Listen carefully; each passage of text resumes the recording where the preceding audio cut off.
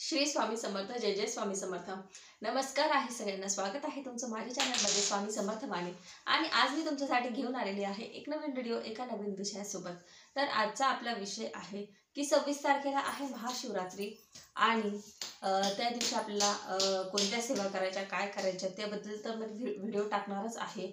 पण त्या दिवशी आपल्याला अजून खूप काही करायचं आहे. म्हणजे उपवास तर करायचाच आहे, पण भगवान शंकरांच्या सेवा करायच्या आहे, त्यासोबत काही उपाय करायचे आहेत. तर आज त्याबद्दलच माहिती आहे थोडीशी. तर त्याचाच व्हिडिओ आहे. तर व्हिडिओ जर तुम्हाला आवडला, व्हिडिओला लाईक करा, शेअर करा आणि सबस्क्राईब करायला विसरू नका. तर महादेवाच्या पिंडीवर त्या दिवशी तुम्हाला काही वस्तू अर्पण करायच्या आहे. म्हणजे अर्पण करायच्या म्हणजे वाहायच्या आहेत महादेवाच्या पिंडीवर, जेणेकरून तुमच्या ज्या इच्छा आहेत त्या पूर्ण होणार आहेत. तर त्या वस्तू कोणत्या आहेत त्याबद्दलच मी आज तुम्हाला सांगणार आहे. तर सगळ्यात आधी मी तुम्हाला काही पिंडीविषयी मी मागच्या व्हिडिओमध्ये सुद्धा सांगितलं होतं की महादेवाची जी पिंड आहे घरामध्ये फक्त पिंड असावी, मूर्ती आणि फोटो नसावा. फोटो हा स्मशानभूमीत असतो, त्याच्यामध्ये मूर्ती सुद्धा तिथेच असते. त्याच्यामुळे फक्त महादेवाची जी पिंड आहे ती आपल्या घरात असावी आणि ती पिंड सुद्धा फक्त अंगठा एवढी असावी. पण त्याच्यावर त्याची रोज पूजा झालीच पाहिजे. त्यासोबत नंदी किंवा नाग नसावा, कारण आपल्याकडून त्यांची पूजा होत नाही. आपण फक्त महादेवाच्या पिंडीची पूजा करत असतो, म्हणून नागाची किंवा नंदीची आपल्याकडून पूजा होत नाही. त्याच्यामुळे आपल्याला दोष लागतात. म्हणून घरात फक्त महादेवाची पिंड असावी. तर याबद्दल मी थोडीशी माहिती तुम्हाला आधीही सांगितलेली होती आणि ही थोडी आता म्हणजे तीच माहिती आहे, पण ह्या व्हिडिओमध्ये सुद्धा मी ती रिपीट केली. तर 26 तारखेला आहे महाशिवरात्री. त्या दिवस आपल्याला पूर्ण दिवस एकादशीसारखा उपवास करायचा असतो. दुसऱ्या दिवशी तो उपवास सोडायचा असतो. ज्यांच्याकडून धरला जातो त्यांनी धरायचा, कारण देव भक्तीचा भुकेला असतो. असंच नाही की तुम्ही तुमच्या म्हणजे काहींचं मनात असं असतं की नाही, आपण जर उपवास केला तरच देव आपल्याला पावेल किंवा देवाचं आपल्याकडे लक्ष देईल. तसं काही नसतं. तुमच्या फक्त मनात भाव पाहिजे आणि मनात भक्ती पाहिजे.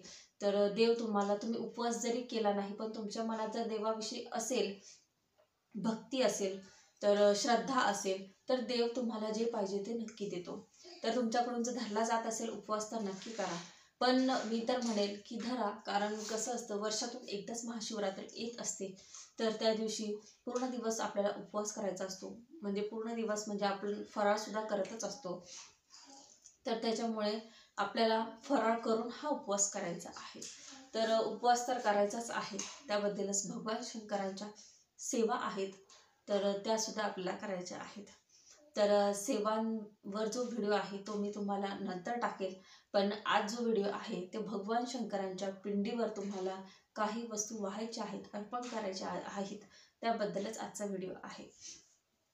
तर तुम्हाला त्या दिवशी नेहमीप्रमाणे म्हणजे रोज सकाळी उठून उपवास असणार आहे. त्याच्यामुळे तुम्हाला घर वगैरे स्वच्छ करायचं आहे. त्याच्यानंतर मंदिरात जर जाता आलं तर मंदिरातच जा, कारण त्या दिवशी तर खूप गर्दी असते महादेवाच्या मंदिरामध्ये.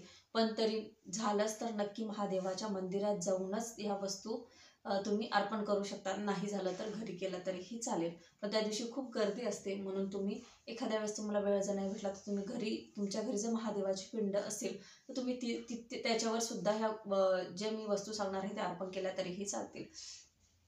त्यामध्ये सगळ्यात पहिलं आहे की पाणी. आपल्याकडून काही वाहिलं गेलं नाही गेलं तरी रोज आपण महादेवाच्या पिंडीवर पाण्याने तरी जलाभिषेक केला पाहिजे. तर सगळ्यात पहिलं आहे पाणी. त्याच्यानंतर दुसरा पदार्थ आहे तो म्हणजे दूध. दूध म्हणजे तापवलेलं दूध नाही, तुम्हाला कच्च्या दुधाने महादेवाच्या पिंडीवर अभिषेक करायचा आहे. अभिषेक म्हणजे तुम्ही 2-3 चमचे सुद्धा टाकले तरीही चालते. तर 2-3 चमचे दूध, कच्चं दूध व्हायचं, थंड दूध व्हायचं, पाणी सुद्धा थंड व्हायचं. कारण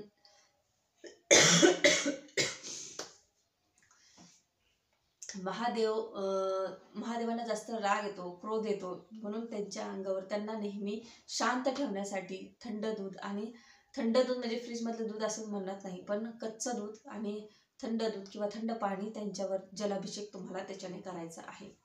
त्याच्यानंतर पुढचं आहे मध. मधाने तुम्हाला महादेवाच्या पिंडीवर अभिषेक करायचा आहे. त्याच्यानंतर पाणी झालं, दूध झालं, मध झालं, दही आहे, तर दहीसुद्धा थंड असतं, म्हणून दह्याने सुद्धा तुम्हाला अभिषेक करायचा आहे किंवा व्हायचं आहे. पण जे दही आहे ते तुम्ही तांब्याच्या याच्यात ठेवू नका, स्टीलच्या वाटीत ठेवा आणि मग ते अर्पण करा. तसं ते अर्पण करा, स्टीलच्या प्लेटमध्ये किंवा वाटीमध्ये घेऊनच ते जे दही आहे ते तुम्ही अर्पण करा. दूध झालं, त्याच्यानंतर दही झालं, मध झालं, त्याच्यानंतर आलं उसाचा रस. तर उसाचा रस जर आपण महादेवाच्या पिंडीवर अर्पण केला किंवा त्याचा अभिषेक केला तर लक्ष्मी प्राप्ती आपल्याला होत असते. म्हणून नक्की महाशिवरात्रीच्या दिवशी तुम्हाला महादेवाच्या पिंडीवर उसाच्या रसाने अभिषेक करायचा आहे. त्याच्यानंतर तुम्हाला तांदूळ सुद्धा अर्पण करायचे आहेत. तर मूठभर तांदूळ हे महादेवाच्या पिंडीवर अर्पण करा. त्याच्यानंतर तुम्ही हे सुद्धा अर्पण करू शकतात, मसूर अख्खे मसूर जे असतात, तुमच्या डोक्यावर जर कर्ज झाले असेल, बाजारीपणा झाला असेल तर तो दूर करण्यासाठी किंवा तो कमी करण्यासाठी तुम्ही अख्खा मसूर जे आहे ते तुम्ही महादेवाच्या पिंडीवर तुम्हाला वाहायचं आहे. तर आता तुम्हाला मी ज्या ज्या वस्तू सांगितल्या तुम्हाला कळलंच असेल, म्हणजे पंचामृत म्हटलं तरीही चालेल की पाणी, साखर, त्याच्यानंतर दूध, दही, मध, त्याच्यानंतर तांदूळ आणि अख्खा मसूर, उसाचा रस, हे जे मी काही सांगितलं हे तुम्हाला महादेवाच्या पिंडीवर त्या दिवशी महादेवाला अर्पण करायचं आहे किंवा याने महादेवाच्या पिंडीवर अभिषेक करायचा आहे. तर ह्या ज्या मी तुम्हाला वस्तू अर्पण करायला लावणार आहेत याच्याने तुमचे खूप काही दोष म्हणा किंवा खूप काही अडचणी म्हणा त्या दूर होणार आहेत. म्हणून तुम्हाला ह्या ज्या मी गोष्टी सांगितल्या या महादेवाच्या पिंडीवर त्या दिवशी याच्याने अभिषेक करायचा आहे किंवा या वस्तू तुम्हाला अर्पण करायच्या आहेत. त्याच्यासोबत आहे बेलपान एक तुम्हाला जर जास्त बेलपान नाही भेटले पण एक जरी बेलपान असलं तर ते नक्की महादेवाच्या पिंडीवर ठेवा. पांढरं फूल ठेवा, त्याच्यानंतर धोत्र्याचं फूल जे असतं ते, त्याच्यानंतर काटेरी फळ जे असतं ते, महादेवाला त्या दिवशी जे आवडतं ते सगळं तुम्ही अर्पण करा. पांढरं वस्त्र म्हणा. तर याच्याने काय होईल की तुमच्या ज्या सगळ्या अडचणी आहेत त्या दूर होणार आहेत. म्हणून आज फक्त याच्यावरच व्हिडिओ आहे. पुढच्या व्हिडिओमध्ये मी नक्की सांगेन तुम्हाला महाशिवरात्रीच्या दिवशी तुम्हाला कोणत्या सेवा करायच्या आहेत.